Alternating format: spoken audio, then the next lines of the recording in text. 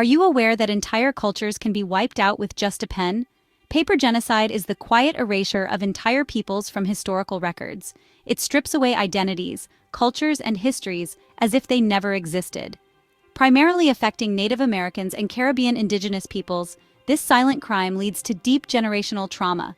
Let's stand together and make sure their stories are never forgotten. Join the fight against paper genocide. Indigenous peoples are the original inhabitants of a region, having a historical connection to the land and often maintaining distinct cultures, languages, and social systems. They are the descendants of those who lived in a country or region before colonization or the arrival of other cultures. Indigenous people are also known as First Peoples, Aboriginal peoples, Native peoples, or autochthonous peoples. The term paper genocide might sound strange at first. It's a concept that doesn't immediately bring to mind the same visceral images as physical violence or warfare. Yet its impact can be just as devastating, if not more so, because it operates quietly, insidiously, and often goes unnoticed until the damage is done. How can a piece of paper erase a whole group of people? It seems almost impossible, doesn't it? But when you delve deeper, you realize that these pieces of paper, laws, policies, and official documents, hold immense power. They can dictate who is recognized as a member of a community and who is not, who has rights and who does not. But that is exactly what it means. Paper genocide uses laws and documents to hurt and control people based on their race or ethnicity. It's a form of bureaucratic violence that strips away the identity of entire groups, often with the stroke of a pen. This method of erasure is systematic and calculated, designed to undermine the very existence of a people. Imagine a government saying, "If you don't look a certain way, you don't belong here." This isn't just a hypothetical scenario, it's a reality that many communities have faced. Governments have used racial classifications to exclude people from their own heritage, to deny them the right to identify as they truly are. That is what paper genocide does. It tries to erase people's identities and cultures, not with weapons but with words on paper. These words can be just as lethal, as they systematically dismantle the social and cultural fabric of communities. The impact is profound, affecting not just individuals, but entire generations. These laws often forced people to deny their heritage and live as something they were not. Imagine being told that you must abandon your language, your customs, and your way of life. This forced assimilation was a tool to erase cultural diversity and impose a singular identity that fit the dominant narrative. This was not just about paperwork. It was about taking away people's sense of belonging and their connection to their past.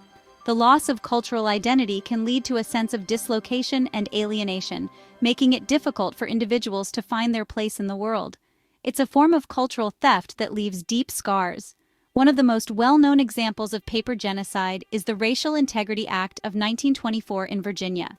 This act was a blatant attempt to enforce racial purity by legally defining who could be considered white and who could not. It was a tool of segregation and discrimination, aimed at maintaining the racial hierarchy. This law, and others like it, had a devastating impact on many communities, particularly Black Native Americans. It erased their identities on paper, leading to a loss of recognition and rights. The effects of such laws are still felt today, as communities continue to fight for their rightful place in history and society. The legacy of paper genocide is a stark reminder of the power of words and the importance of preserving cultural identity. In 1924, the state of Virginia passed a law called the Racial Integrity Act. This act was a significant piece of legislation that would have far-reaching consequences for many people living in Virginia at the time. It was a law that sought to define and control the racial identity of every person in the state. This law was supposed to define who was white and who was not. It was a way for the state to impose a rigid racial classification system on its citizens. The law required that every birth certificate and marriage license in Virginia include the race of the individuals involved as either white or colored. It said that people could only be classified as either white or colored. This binary classification system left no room for the complex and diverse racial identities that existed in reality. It ignored the fact that many people in Virginia, and indeed across the United States, had mixed racial heritage. There was no room for anyone in between, especially not for people who identified as Native American. These individuals were forced to choose one identity over the other, or risk being classified in a way that did not reflect their true heritage. This law was based on the racist idea that white people were superior to all other races. It was a tool used by those in power to maintain their dominance and control over society. The Racial Integrity Act was part of a broader system of laws and practices designed to enforce racial segregation and discrimination. It was a way to keep power and privilege in the hands of white people by controlling who could vote, own land, go to school, and even marry. By restricting these fundamental rights, the law ensured that people of color remained marginalized and oppressed. This law had a deep impact on the lives of Black Native Americans in Virginia. It disrupted their communities and forced them to navigate a legal system that did not recognize their full humanity. Many Black Native Americans found themselves stripped of their rights and their identities. This act was not just about separation, it was about erasing the existence of people who did not fit into the narrow categories defined by the law. It sought to eliminate the recognition of mixed-race individuals and communities, effectively erasing their history and culture. It aimed to divide communities and create a hierarchy based on race. By enforcing these rigid classifications, the law fostered an environment of division and mistrust. It pitted people against each other based on their race, undermining the possibility of unity and solidarity among different racial groups. Over time, the impact of the Racial Integrity Act became increasingly apparent. It contributed to the systemic inequalities that would persist for decades, affecting generations of people. The law was a stark reminder of the lengths to which those in power would go to maintain their control. Eventually, the Racial Integrity Act was repealed, but its legacy continued to shape the lives of many. The struggle for racial equality and justice in Virginia, and across the United States, is ongoing. The history of the Racial Integrity Act serves as a powerful reminder of the importance of fighting against racial discrimination and advocating for the rights of all people. Today, Virginia is home to a rich tapestry of cultures and identities. The state has made significant strides in recognizing and celebrating its diverse population. However, the lessons of the past remain relevant, reminding us of the need to continue working towards a more just and inclusive society. The story of the Racial Integrity Act is a testament to the resilience and strength of those who fought against it. It is a story of resistance and perseverance, of people who refused to be defined by oppressive laws and who worked tirelessly to create a better future for themselves and their communities. As we reflect on this history, we are reminded of the power of unity and the importance of standing up against injustice. The fight for equality is far from over, but by learning from the past, we can continue to build a more equitable and inclusive world for all. One of the main figures behind the Racial Integrity Act was a man named Dr. Walter Plecker. Born in 1861, Plecker was a physician who later became a public health official. His career took a dark turn as he became increasingly obsessed with the idea of racial purity. Plecker's medical background gave him a veneer of scientific legitimacy, which he used to promote his racist ideologies. He believed that maintaining the purity of the white race was essential for the health and future of the nation. Plecker believed that so-called Black people, who had now with his help been reclassified, were inferior and should not be allowed to mix with white people. He wanted so-called Blacks, who he knew were native to the Americas, to be shipped to Africa. This way, they could be displaced forever. His views were not just personal prejudices, they were deeply ingrained in the policies he helped to create and enforce. He saw racial mixing as a threat to the social order and the purity of the white race. He used his position as the head of the Virginia Bureau of Vital Statistics to enforce his racist views. In this role, Plecker had significant power over the classification of individuals by race. He meticulously reviewed birth, marriage, and death certificates, ensuring that they conformed to his rigid definitions of racial categories. Plecker was responsible for changing people's birth certificates and other official documents to fit his narrow definitions of race. He would often reclassify individuals without their knowledge or consent, altering their racial identity on paper. This had profound implications for their lives, affecting everything from their legal rights to their social status. He believed he was doing the right thing by purifying the white race, but his actions caused immense pain and suffering for generations of Black Native Americans in Virginia. Families were torn apart, and communities were disrupted as people were forcibly reclassified and segregated. The trauma of Plecker's policies reverberated through generations, leaving a legacy of hurt and injustice. His legacy is a stark reminder of the dangers of racial prejudice and the lasting harm it can inflict. The Racial Integrity Act and Plecker's enforcement of it serve as a cautionary tale about the misuse of science and government power to promote racist ideologies. It underscores the importance of vigilance in protecting civil rights and ensuring that such injustices are never repeated. The Racial Integrity Act and Plecker's actions had a devastating impact on Black Native American communities in Virginia. These communities had long been a part of Virginia's history, with deep roots in Black Native American cultures. However, the new law forced them to choose one identity over the other and abandon the birthrights.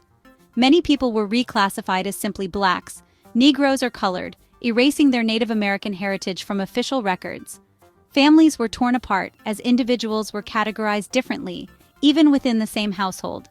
Keep in mind, this is war, and the colonizers were totally belligerent to the indigenous people of Turtle Island. Belligerent describes someone or something that is aggressive, hostile, or eager to fight. It can also refer to a country or group actively engaged in war. The word's Latin root, bellum gerere, means to wage war, aggressive and hostile. Belligerent can describe a person or group who is quick to argue, combative, and inclined to fight. Engaged in war, it can also refer to nations or entities actively fighting in a war. Synonyms. Other words that share similar meanings include aggressive, combative, hostile, and bellicose. The Racial Integrity Act created confusion and fear, forcing people to hide their true identities to avoid discrimination. This denial of heritage had lasting consequences, affecting everything from educational opportunities to social standing. The legacy of this act continues to impact Black Native American communities today. Walter Plecker was behind Marcus Garvey's plan to take so-called Blacks back to Africa, but once Marcus Garvey hooked up with Noble Drew Ali, he found out they wasn't from Africa. They were already on their own land. Marcus Garvey then was set up for mail fraud by COINTELPRO operation at the North Gate. The Racial Integrity Act was more than just an act. It was a tool of cultural erasure. By forcing Black Native Americans to deny their heritage, the act aimed to dismantle their connection to their past, land, and their sense of belonging. Cultural practices, languages, and traditions were suppressed as people tried to fit into the narrow boxes defined by the state. This loss of heritage had a profound impact on the collective memory and identity of these communities. The intricate knowledge passed down through generations, from farming techniques to storytelling, was disrupted, leaving a void in the cultural fabric of these communities. This theft of heritage is a loss that continues to resonate today. History isn't just written by the victor. Sometimes it's bought for $5. Here's the shocking truth about the $5 Indians. In the late 1800s, the U.S. government offered land to Native Americans under the Dawes Act. But white settlers bribed officials with $5 to falsely register as Native Americans. This erased the rightful claims of real Native Americans who were now being reclassified as Blacks, Negroes, and colored. This wasn't just about land. It was paper genocide to steal Indigenous people birthrights. So Black Native Americans were reclassified as African slaves, Blacks, Negroes, colored, or freedmen, later as African Americans. Their land, their heritage, and birthrights was robbed. They were erased from history, their identity stolen, but the truth is emerging. So-called Black Americans aren't descendants of slaves. The original Nubians of Americas are the original inhabitants. It was so-called Black people in the Americas, thousands of years before Christopher Columbus was even born, and before his dad, and even before his grandfather was born. With the establishment of the Dawes Commission, the ruling was made by the colonial agents to divide the land into parcels and institute a system of individual ownership in accordance with U.S. laws, overriding the treaty and tribal laws of the region. $5 Indians refers to white individuals who fraudulently enrolled on Dawes rolls, the official records of the 5 civilized tribes: Cherokee, Chickasaw, Choctaw, Creek, and Seminole. This occurred during the period when the U.S. government was trying to break up tribal landholdings and distribute them to individuals, and some white individuals bribed government officials to falsely enroll as Native Americans to gain access to land and benefits. These were rolls used to determine who was eligible for land allotments under the Dawes Act. Some white people, motivated by the desire for land or other benefits, bribed officials to be listed on the Dawes rolls as Indian. These individuals often hoped to gain access to government rations or receive land allotments intended for Native Americans. While the practice was not widespread, it was a form of corruption and exploitation of the Dawes Act and its implementation. While some white individuals successfully enrolled on the Dawes rolls, The fraudulent nature of their enrollment led to further removal, relocation, or incarceration of Black Native Americans. The Dawes rolls was used to steal Black Native American lands. In the Americas, it has been estimated that tens of millions of indigenous peoples have died since the arrival of Europeans as the result of brutal violence and diseases that began centuries before Lemkin coined the genocide for crimes without a name. It is hard to ascertain when the word genocide was first applied to the atrocities committed against the indigenous peoples of the Americas, but most contemporary Black Native Americans understand the word's application when used to describe what was perpetrated against our ancestors. The word genocide made headlines recently when Pope Francis used the term during a conversation with journalists on his flight back to the Vatican after his penitential pilgrimage across Canada, where he met with First Nation leaders and people. The Pope used the word genocide to describe the residential school system that abused and aimed to assimilate Indigenous peoples in Canada. I described the genocide and asked for forgiveness, pardon for this activity that is genocidal, the Pope said of his tour in Canada. For example, I condemned this too, taking away children, changing culture, changing mentality, changing traditions, changing a race. Let's put it that way, an entire culture. You can report that I said it was genocide. The use of the word genocide by Pope Francis is significant because he is a leader of the institution that allowed for genocide to take place in Americas in the first place. Arguably, the genocide in the Americas was put into motion by the papal bull issued by the Pope Alexander VI in 1493. Initially, it enabled the Spanish conquest of the New World begun by Columbus in 1492.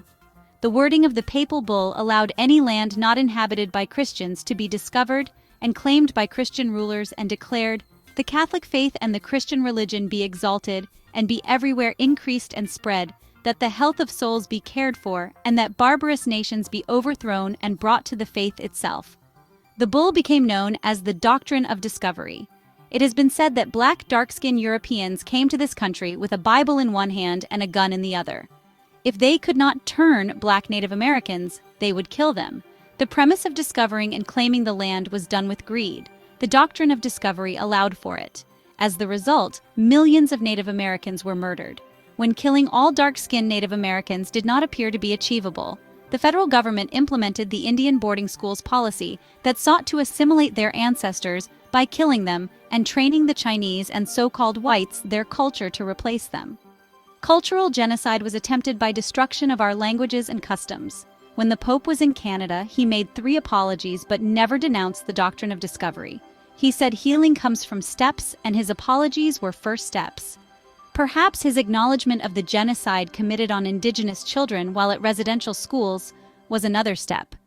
The Pope's next big step should be denouncing the doctrine of discovery on this long road to healing. Colonization, in a broad sense, is the process of establishing control over a foreign territory and its people for the purpose of settlement, exploitation, and cultivation.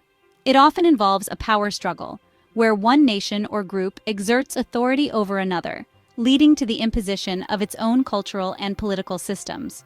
The process can be broken down into several steps, including exploration, subjugation, exploitation, and cultural imposition. 1. Exploration and discovery. Colonization often begins with exploration and discovery of new lands or territories by a colonizing power. This may involve charting new routes, mapping uncharted territories, or establishing contact with indigenous populations. 2. Subjugation and control. Once a territory is deemed valuable, the colonizers often seek to establish control and dominate the indigenous populations.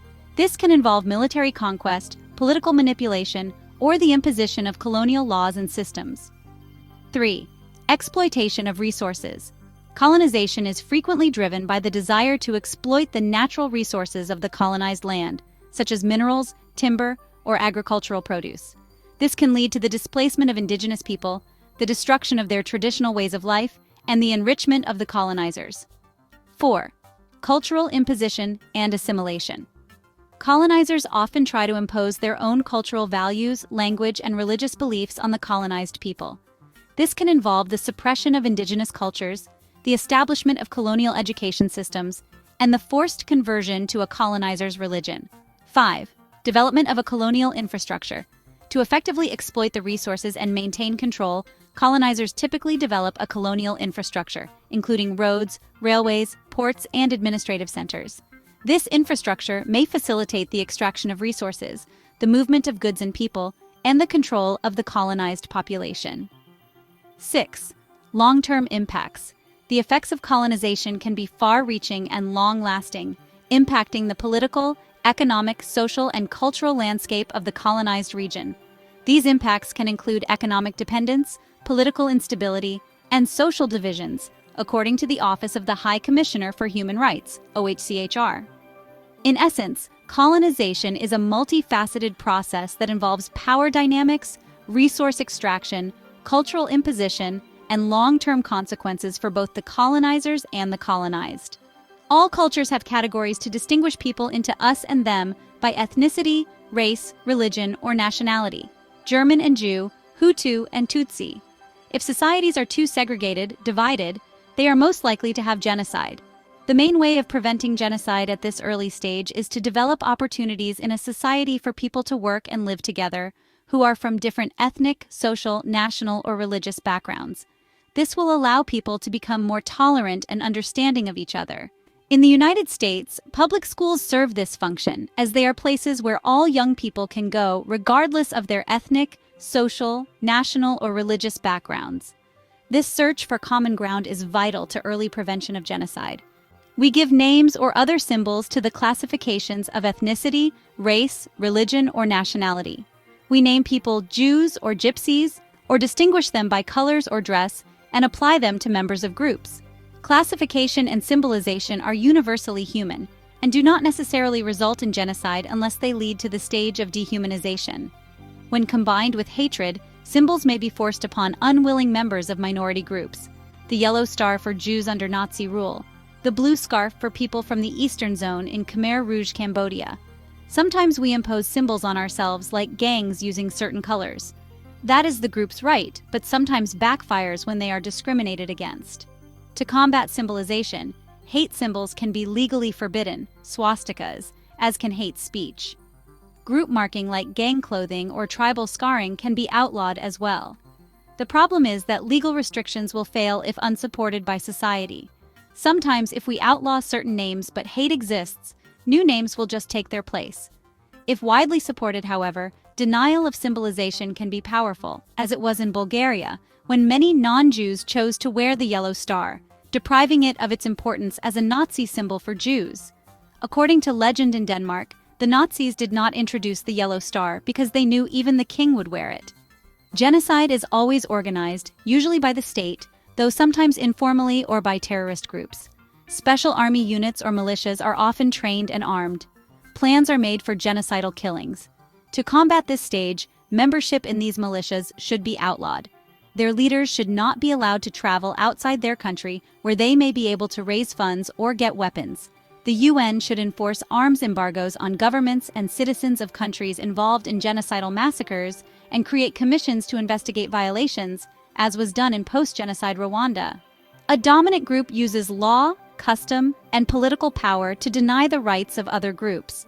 The powerless group may not be given full civil rights or even citizenship. Examples include the Nuremberg Laws of 1935 in Nazi Germany, which stripped Jews of their German citizenship and prohibited their employment by the government and by universities. Prevention against discrimination means full political empowerment and citizenship rights for all groups in a society. Discrimination on the basis of nationality, ethnicity, race, or religion should be outlawed. Individuals should have the right to sue the state, corporations, and other individuals if their rights are violated. Dehumanization is when one group treats another group as second-class citizens. Members of a persecuted group may be compared with animals, parasites, insects, or diseases. When a group of people is thought of as less than human, it is easier for the group in control to murder them. At this stage, hate propaganda in print and on hate radios is used to make the victims seem like villains. In fighting this dehumanization, one must remember that there is no right of freedom of speech to tell people to commit murder. Outlawing hate speech can help save the lives of those targeted. If a country is on the verge of committing genocide, it is no longer a republic, if it was before, and the broad freedom of speech protected in a republic may need to be limited in such a country. Hate radio stations should be shut down and hate propaganda banned.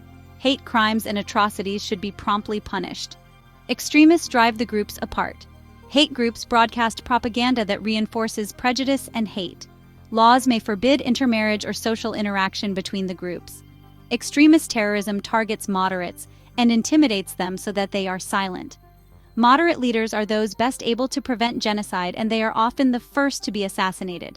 Prevention may mean security protection for moderate leaders or assistance to human rights groups. Assets, money and property of extremists may be seized, and opportunities for international travel denied to them. If extremists try to take over the government, then international sanctions should be put in place. National or perpetrator group leaders plan the final solution to the Jewish, Armenian, Tutsi, or other targeted group question. They often use euphemisms to cloak their intentions, such as referring to their goals as ethnic cleansing, purification, or counter-terrorism. They build armies, buy weapons, and train their troops and militias. They indoctrinate the populace with fear of the victim group. Leaders often claim, "If we don't kill them, they will kill us." Prevention of preparation may include arms embargoes and commissions to enforce them. It should include prosecution of incitement and conspiracy to commit genocide, both crimes under Article 3 of the Genocide Convention. Victims are identified and separated out because of their ethnic or religious identity. Death lists are drawn up. In state-sponsored genocide, members of victim groups may be forced to wear identifying symbols. Their property is often confiscated. Sometimes they are even segregated into ghettos, deported into concentration camps, or confined to a famine-struck region and starved. Genocidal massacres begin. They are acts of genocide because they intentionally destroy part of a group. At this stage, a genocide emergency must be declared. If the political will of the great powers, regional alliances, or the UN Security Council can be mobilized, armed international intervention should be prepared, or heavy assistance provided to the victim group to prepare for its self-defense. Humanitarian assistance should be organized by the UN and private relief groups for the inevitable tide of refugees to come. Extermination begins and quickly becomes the mass killing legally called genocide. It is extermination to the killers because they do not believe their victims to be fully human. See Dehumanization. When it is sponsored by the government, the armed forces often work with private armies to do the killing. Sometimes the genocide results in revenge killings by groups against each other, creating the downward whirlpool-like cycle of mutual genocide where the victims actually organize and commit a second genocide on the perpetrators. At this stage, only rapid and overwhelming armed intervention can stop genocide. Real safe areas or refugee escape regions should be established with heavily armed international protection. The UN needs troops that can go into genocidal areas and stop the killing when the UN Security Council calls it. The UN may decide to act through regional military forces from organizations like NATO. Relief groups should be prepared to assist the victims. If the UN will not get involved directly, militarily powerful nations should provide the airlift, equipment, and financial means necessary for regional states to intervene with UN authorization. Denial is the 10th stage that always follows genocide. It is among the surest indicators of further genocidal massacres. The perpetrators of genocide dig up the mass graves, burn the bodies, try to cover up the evidence, and intimidate the witnesses. They deny that they committed any crimes and often blame what happened on the victims. They block investigations of the crimes and continue to govern until driven from power by force, when they flee into exile. Leaders of the genocide continue to deny the crime unless they are captured, and a tribunal, special court, is established to try them. The best response to denial is punishment by an international tribunal or national courts. There, the evidence can be heard and the perpetrators punished. Tribunals or international courts must be created. They may not prevent the worst genocidal killers, but at least some mass murderers may be brought to justice.